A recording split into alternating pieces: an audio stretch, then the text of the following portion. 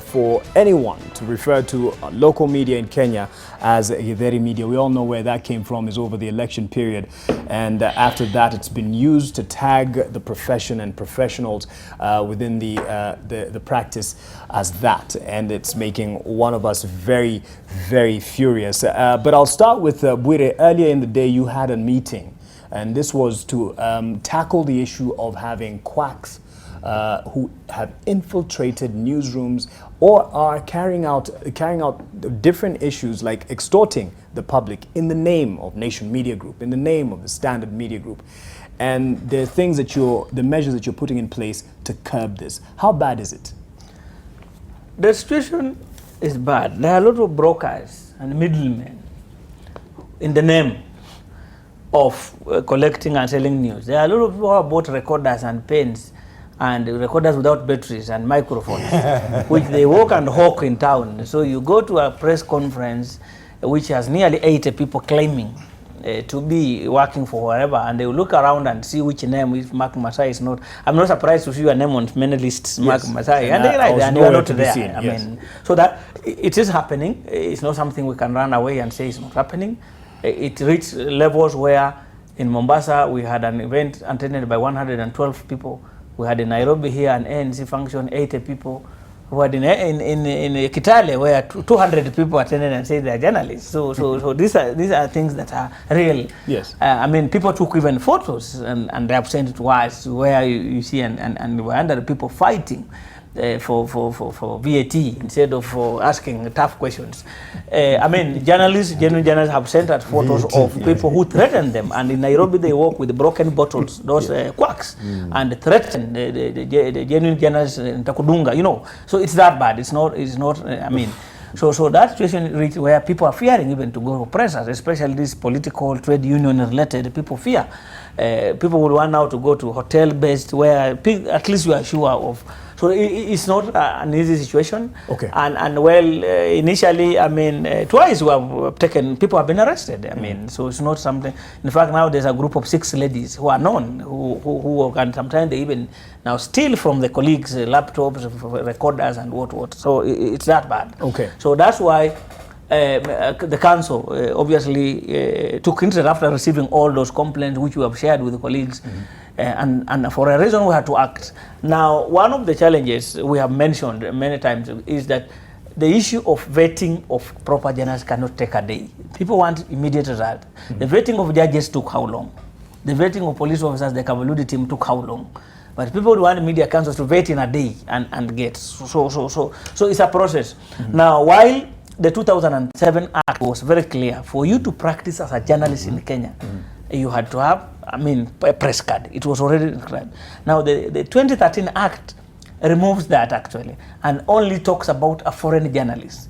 They don't obligate a local journalist to. So it has been a practice because people had already started under the 2007 Act to get a press card. Now it comes to 2013 Act, they remove the obligation, especially from local journalists, to get a press card. They only allow international, they only obligate international journalists. So it only says Media Council must ensure international. So when we started implementing, we found there's a loophole in, there's nothing that obligates any journalist to do that. Now that's why the first thing is this team under the National Media Sector Group to engage Parliament to review the Media Council Act, to reintroduce that section that obligates everybody to get a press card. In the absence of that right now, anyone can walk into a function and say, I'm a journalist. No, I mean, what we are saying is the requirements are there. Yes. That obviously you must be accredited to practice. Now, what in addition to what I'm saying is that people who even left the profession, because we had put there a press card, which people went and manufactured and started playing with. That's why one of the things was, in addition to the law that is happening, you have seen the Media Council CEO walking around all media houses to get buy-in from all the stakeholders to introduce the new press card that will have special features to debar people. The other challenge was we had the law had obligated the council to give press card to journalists, in fact. But what happens to cameramen, videographers, technical people who help journalists when they go to work? Yes. So those are people who also get access, but they are not journalists and they're not interested in journalism. We have continuity announcers, for example, comedians in newsroom who do their own things They are behind microphone, but they are not journalists. Now, the act had only talked about accredited journalists. So what do we do with the comedians who are in newsrooms and others, morning show hosts and what? So that's the thing we are working on. So for one, we have introduced new accreditation guidelines that we are going through a process of public participation, and hopefully the CS will gazette. Two, there are now two sets of while there's a code of ethics of the practice of journalism, which is a second schedule of the Media Council, there's now, we have just done guidelines for radio and TV hosts and interviewers and moderators. Now, this would apply to all people who sit behind a microphone, just whether now sure you're a journalist standardized. and part of why we need this, what the CEO is doing is to get endorsement from media owners that all people, whether you are a journalist or not, so long as you will be in charge of producing content, you must undergo a training on code of ethics for the practice of journalism. It's mandatory, which will give you a certificate. Now that will make a basis of us now giving you, and while journalists will have the press card, the other people will have another card that shows you work in a media house, but you are not a journalist. But you must have undergone that training for 6 weeks, which now will involve interviewing skills, handling all those things, and an introduction to code of ethics, so that we have this as minimums. So that is what is happening currently. We have obviously written to big institutions like all hotels, parliament, courts, and we are doing now joint accreditation of people who will report from those institutions. So without a media council, the other thing that has happened, the Communication Authority of Kenya has just introduced what they are calling the annual certification of all broadcasters. From 1st July 2020, they will be giving that, and they are saying they will not give any media house. They will not renew your license to operate if your journalists are not accredited by the Media Council of Kenya. So that is what we are building on. Some measures being put in place. Yes. Let me talk to my senior here in the profession. You've been in the game for many years, and you've practiced not just in Kenya, in the continent. But this issue of perhaps having the quacks who are giving the profession a bad name has brought about this, the titles and the tags that are being used to refer to Kenyan media or journalists. And there's that one, there's Gazeti ya Kufunga Nyama, then there's Githeri Media. How does that make you feel as someone who's still practicing and still molding other journalists in Kenya? Yeah, I would say, let me perhaps, I get very offended. And I'll tell you why, because you're cheapening all of us, and we are not cheap. Journalism is a career and it's a profession, and it has a code of ethics, and it has very high standards. And perhaps to put it in context, the Kenyan media, at least the one that I know, the mainstream, the legacy media, is among the highest rated internationally in Africa, globally, and what have you, because they do a good job. Having said that, has the media been infiltrated? Yes. Have there been lapses? And it just didn't start today. Yes. Have there been lapses of judgment, professional or otherwise? Yes. But that notwithstanding, that the president or perhaps the deputy president or the former prime minister for that matter have a beef with the media, that notwithstanding, they are entitled. But that cannot in itself be a license to try and debase one of the best institutions that we have in this country, notwithstanding the lapses that are there. So when I'm hearing someone talking about Githeri Media, I am saying I am really not so sure that I want to get into that debate, because I think those who are saying that the legacy media in Kenya is fairly robust, it's fairly professional. And I wouldn't want to get into a debate as to whether you are carrying out a pops and what have you, because I have seen it work and it functions. Okay, could it be made better? Yes. Could it be corrected? They're doing that. Could we? But let's not cheapen the Kenyan media by allowing what the deputy president or the president or the prime minister or the politicians, we could also call them a Githeri politician, couldn't we? Well said. From your standpoint as Kenya Union of Journalists Secretary General, you must be concerned about those who are giving the profession a name. What are you doing? What measures are there? Of course, the Kenya Union of Journalists protect the stakeholders. Yes, for us is to protect the rights of journalists, and we've even gone further to find out why this is happening. And the problem is actually is not the journalists or the media per se, but the problem is the newsmakers, and who do not want to follow the processes and the proper procedures in newsrooms, because that's where the problem comes, and that's how they end up having quirks covering their functions. And I'll give you, for example, and even this is what has been brought to our attention by editors, that, for example, let me say I'm a politician A, I want to address a press conference tomorrow at 9 a.m. at a specific hotel. And the procedure is that if I want to do that, I have to send the official invitation to NMG to come and send their reporters to come and cover me. I'll come and look for you, Mark, or someone else who is purporting to be an NMG reporter. Tell you that, hey, Chief, tomorrow I've got a function at this hotel. Please come cover me. Whether you work for that particular media house or no. You know that at the moment I already tried to beat the formal processes within the newsroom. How it happens.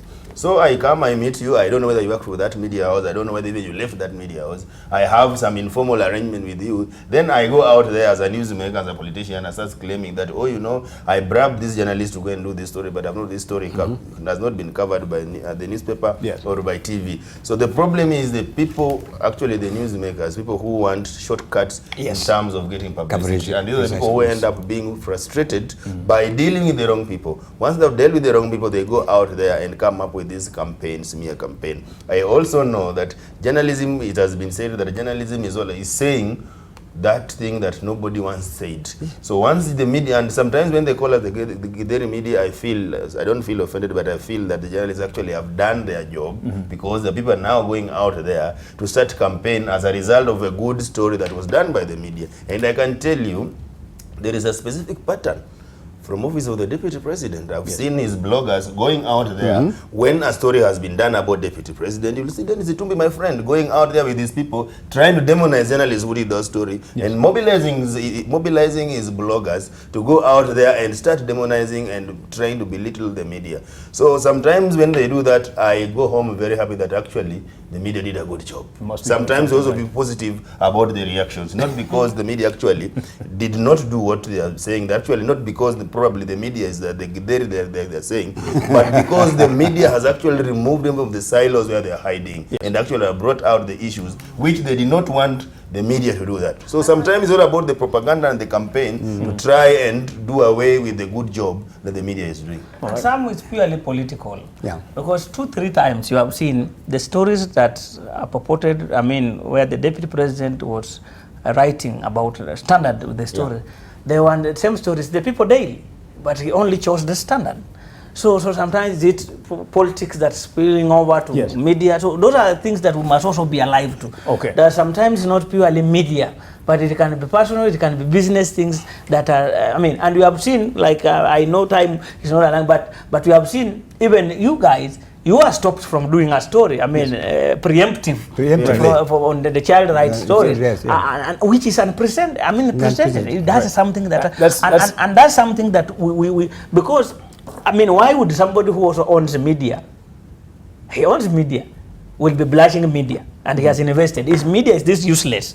Why are you investing in it? Why do you have a team of journalists around you? And these guys are, and this is an industry that's useless. So there's a lot of also insincerity in the manner some things are done, which many times are because of we journalists who walk around politicians or these media experts or gurus who walk around and lie and purport to tell politicians. I worked as a PA to a minister, so I know some of these things I'm talking about. How people want to handle media. And sometimes you would see somebody, how even a person who has never gone to school, but we were Standard fanya hivi, and then you ask, when did you work in Standard? Do you know anything about journalism? So you would hear people talk about intros and you ask what is an intro. But because even the challenge you are seeing at the counties, you have seen, is the people who are now media advisors or governors, press services, or who are harassing media. These are people who ought to. So these are guys who feel insecure. And basically, you've even seen people even coming up with fake headlines, and people even trying to do fake newspapers and headlines out there, even doing apologies that are actually not there. And so that basically tells you that media is very powerful, and there are those people who want to see the sway in the But in any case, needless to say, Mark, I think the media have never been the darlings of the powerful. Never have they been. And should never aim to be there. Precisely. And perhaps I think that the media should not engage in what we call self-berating. And we cannot allow the mainstream media to engage in flagellation. You know what I'm saying? I think we a big word. That's it. We cannot engage into Cardiff, that. that's a Cardiff guy now. Right? we cannot get into that.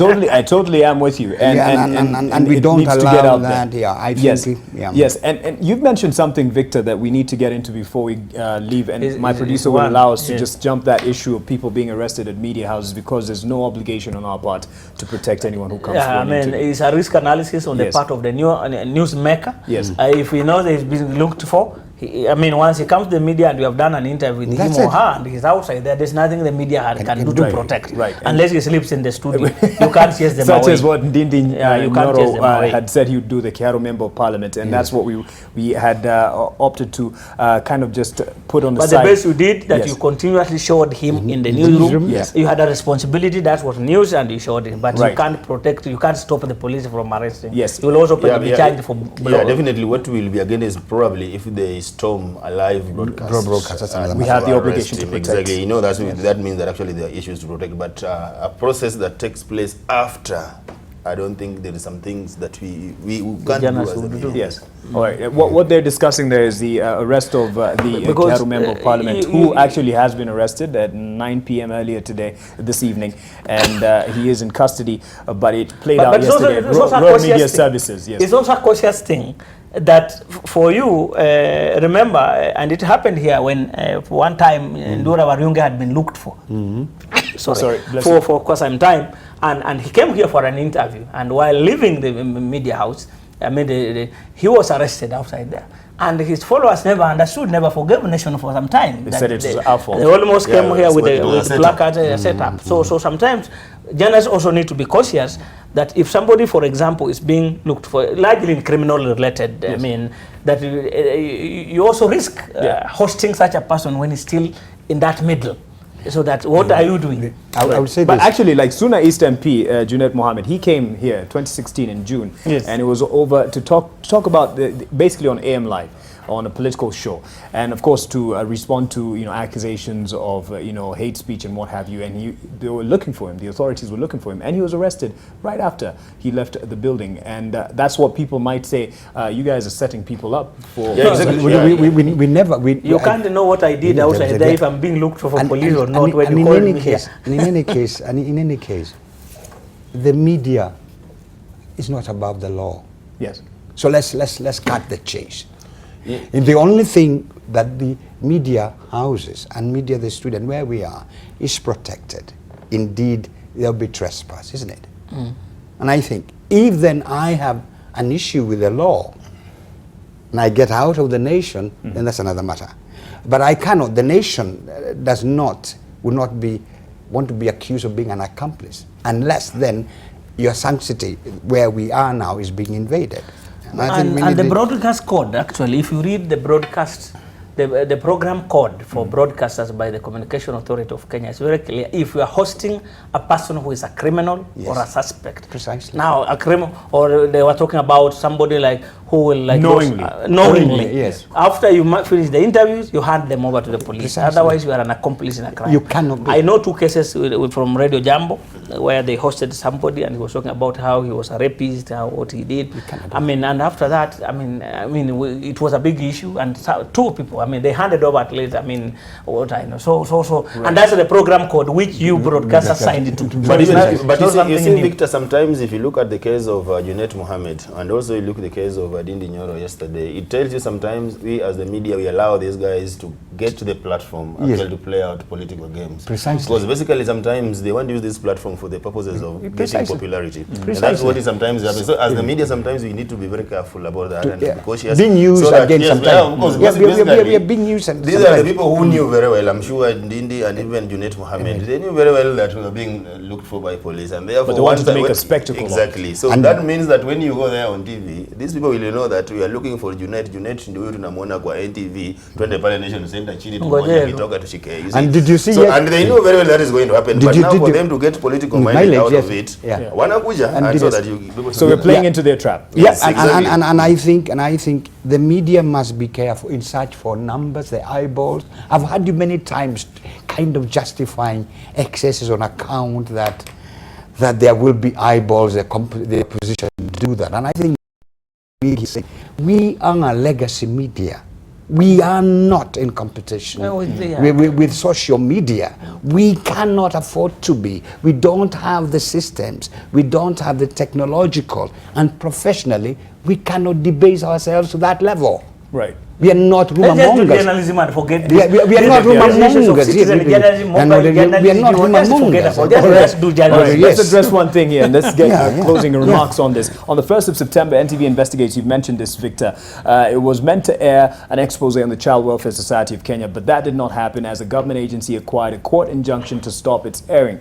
Whereas this is not a conversation to attack the courts, as it is within the rights of an individual or an institution to perhaps get an injunction where they feel aggrieved.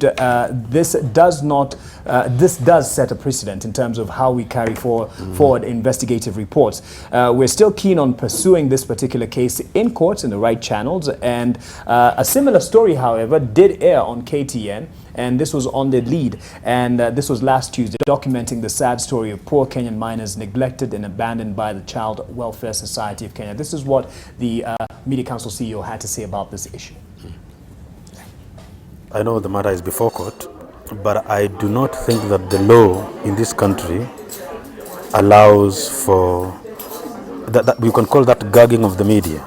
You are getting a preemptive order against a journalistic work, because the law already allows for anybody who has been defamed or threatened or was lost to be compensated adequately, either financial, or you can even have the media house punished in any way.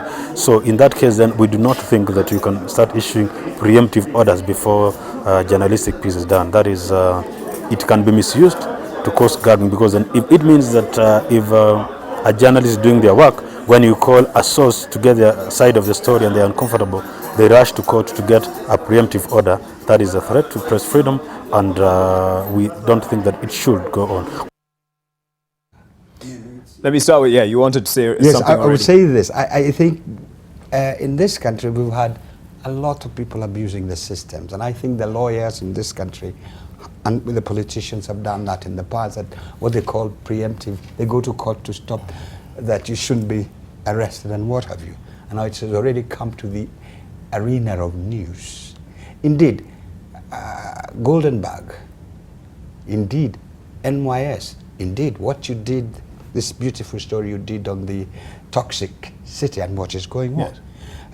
Then I could also say that possibly you're trying to, so it's a gag order, and you're using the legal system here to really try and affect media and information and flow. And I think, as the CEO has said, and I think worldwide, this is one of the first times I've ever heard in many, and I think you guys would help me, of somebody going to court and having a media house debarred. This is one of the rare cases. This is one of the rare ones that I have heard. Yes. I haven't had this in the US, in Britain, or in Germany. It's very rare, and I think for it to have been issued without then proper determination, it's really a back, what you call it, behind the backs into gag the media. Yes. It shouldn't be allowed to, really. It shouldn't be Yes, allowed. It should never and never ever. I'll say this because I know we had a similar case last year, but this one actually the story was actually had run. I think the first Had already one run. had already run, and someone went to court. Actually stopped. I think it was Daily Nation that had been stopped. And I did raise these issues with Chief Justice Mr. Maraga, and Maraga responded that in such cases, I think there are two options that we have as the media. One, if we believe that the system was abused by the judge, then we can make formal complaints to the GSC so that they are able to investigate and find out if definitely the system was abused. Number two, the judge, Chief Justice said that we can also pursue the matter by appealing so that we're able also to get justice. So and I think those are the two options that are still available for Which us. I believe our legal team has. Yes, I appealed to believe this those two decision. options that are available, that our legal team should be able to work on it so that we do not allow this to continue, that can be used in future. Because if it goes unchallenged, it means that will be the death of investigative journalism. in this I know that tomorrow I'll engage in a problem, in some dingy or some fishy activities. Then I'm told that NTV is investigating what I did. Then I'll go to court and get those preemptive orders. Then definitely that means that we will be killing the society, because definitely we know in this country that there are a lot of cases that are under investigations, and if journalists cannot actually tell the public these stories, then definitely we are killing the society. Journalists must be allowed to do their work. If they go against the law, like the CEO has said, there's the defamation laws there, go and sue. People have gone to court. If you don't want to sue again, we have the Media Council Complaints Commission. Go and file your complaints there. Actually, we usually encourage that go to the Media Council Complaints Commission. You will be heard, and there will be justice. So by the end of the day, again, if you are not satisfied, again, you can still go to Multimedia Appeal Tribunal again, where you will be heard. If you are not still not happy with that, then you can go to court. But this issue of preempting the stories that are being done by the journalists then means that we are condoning corruption and abuse of office in this country. Okay. And it's yes. Our constitution, section 33 talks about freedom of expression. Yes. And that is very specific. It talks about everyone has a right to receive, to impart, to share information. The only way you could debar that is when you raise substantive issues of national security, propaganda for morality, and what have you. And I think section 33, 34, and 35, you see, you cannot, and anybody, I think, is unconstitutional, because the chapter 4 of our constitution is the overriding one. Right. And then we have section 26. And I think, so for me, I am quite surprised, angry, and disappointed that therefore we could have people using the courts then to gag the media and to obliterate the freedom of expression. And we are not talking about morality here. We're talking about corruption, abuse of office. Yes. But the story aired, and it was on the lead. And just for the record, this was not perhaps our way of circumventing the system. We did not share information with the Standard Media Group. They did it independently. That is the Standard newspaper and KTN. And we will still be keen on airing ours using the same channels as the courts. I attended a meeting last week in Uganda about how in East Africa, how the legal system is being used to frustrate press freedom, and it was very. In fact, we have we had a judge from Uganda and we were sharing some of these things, and what came out is that we need lawyers. Are people also looking for jobs like anybody? Yes. Now the bigger thing is for we media under the Kenyan Media Working Group, which you convene. And where Article 19, where you are the chair, is one of the people on the legal committee under that. We need to challenge such things because we need public interest litigation to pursue such matters. I know nation would want to pursue because, but sometimes SEC is also overwhelmed. As one person for the whole thing, he wants to. Sometimes it's also, a consideration of resources are needed. So some media houses leave out some of these cases, not because they don't, but sometimes people. But we have no excuse, whatever us in whatever we see it, not to pursue that thing and get it challenged or an argument, a serious argument under that thing. Okay. Because I could hear in that meeting, how and one of the magistrates, one of the judges, a very senior judge from Uganda, mentioned that issue, that some of you leave things, judges cannot call you out and tell you this case you can win. Yes. But many times we don't go there. Or where we go there, we never prepare well to go and, argue. And I remember our case, you remember the case we had, where for 3 years we were pursuing a case where the only issue was this is a draconian law, and we never raised the substance. Yes. Even we never quoted Article 32 or 33 of the, so we need to follow up such matters. Yes. Through Article 19, which has done very well and to challenge such things. For us, realists, we have the capacity. We can now, KUJ, you have a capacity, you have some legal resources. Please, let's pursue, not just for nation, Yes. but for prosperity, the common good of the industry. For the industry. So All this is right. a matter that We would need to pursue. we'll be able to look at this. We All are right. really concerned about that. Okay, that's Sins of Saviors, and we'll have, of course, as you've seen, people who would want to pursue this legally and make sure that you, in the interest of public interest, get to hear the truth behind this particular piece that was done by Edmund Nyabola and the team. Gentlemen, I want to thank you for your time. I know we have an early morning tomorrow. We'll be at least with two gentlemen at a separate meeting. But thank you for your time.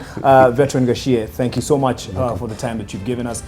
Victor and Eric also for your opinions on and support to this particular program and to the team that made it possible. But before we go, let's leave you with the international radar. We're talking about the insecurity issues or threats towards our journalists here in Kenya. Well, get this. This is a case from a scary kind of mistaken identity. 6 Afghan journalists are all identified as radio news reporters, excuse me, were kidnapped by Taliban insurgents on Friday while traveling to a media conference.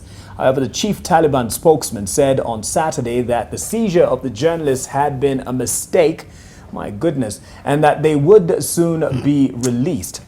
Initial concerns about the group's safety intensified following the news that a government human rights advocate traveling from Kabul to a western province on Wednesday had been abducted and shot dead by local Taliban fighters in Wardak province, a Taliban stronghold. Now, his death sparked an outcry among Afghan and international rights groups. In the case of the 6, no direct contact has been reported with the missing reporters, and there has been no independent confirmation that they are alive and unharmed. Let's hope that they are. Last year, Afghanistan was the deadliest country for journalists, with at least 13 killed, according to the Committee to Protect Journalists in New York. Another press monitoring group said a total of 16 had died. Now, most of the casualties were TV reporters and camera crews covering bombings and other violence. So something to think about of our colleagues internationally, and we keep standing with them. Thank you for watching Press Pass. My name is Mark Massa.